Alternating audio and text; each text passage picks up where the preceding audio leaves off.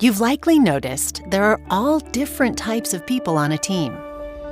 Different personalities, interests, skills, different ways of seeing the world. It was the profound differences between Swiss psychiatrist Carl Jung and his colleague Sigmund Freud that led to Jung's influential theory of psychological type. A variety of scholars have built on Jung's type theory: Catherine Briggs and Isabel Briggs Myers, David Keirsey, and Linda Behrens. And now the work continues with All Types. Drawing from both classic and contemporary theory, All Types explores who you are by asking 4 fundamental questions about human nature. Where do you get your energy? What do you pay attention to? How do you make decisions? And how much structure do you need? So, where do you get your energy? From the external world or the internal world?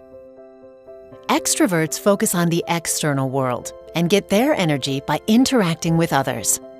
They're sociable and like meeting new people. Extroverts are talkative. They tend to think out loud, processing information best when they can talk it out with someone. Introverts tend to be quiet and reserved.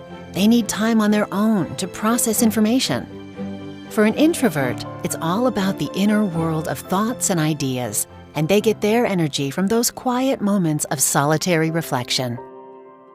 Now that we know how you get your energy, what do you pay attention to? How do you take in information? Do you prefer the concrete world of the senses or the abstract world of ideas? People who are sensing tend to be practical and trust concrete information they receive through their 5 senses.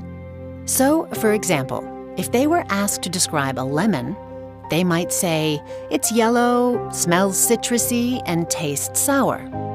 The information is factual and focuses on what a lemon is.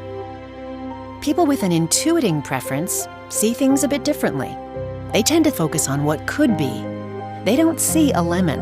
They see lemon meringue pie or lemon groves. An intuiting person looks for patterns and the relationships among ideas, so they might even talk about abstract concepts such as optimism or making the most of a bad situation.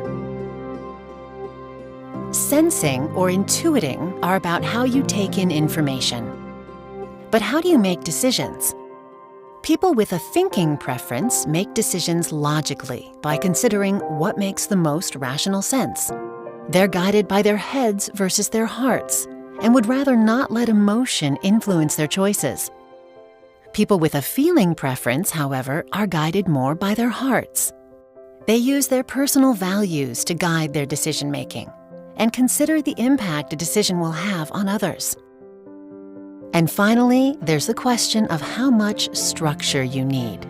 People with a judging preference like the world to be structured and organized. They prefer to make decisions as soon as possible and move toward closure. People with a perceiving preference would much rather keep their options open so they can jump on new opportunities. They're adaptable and spontaneous. Schedules and structure make them twitch. These are 4 fundamental dimensions of human nature, divided into 8 preferences. But just because these preferences are on opposite sides of a continuum doesn't mean people are either one or the other. So the question isn't which one am I, but which one is more comfortable. And if you look along the continuum, you're going to have a range of comfort. That being said, everyone has a natural preference for one side of the continuum, even if that preference is only slight. And these 4 preferences combine to create your type code, a personality blueprint.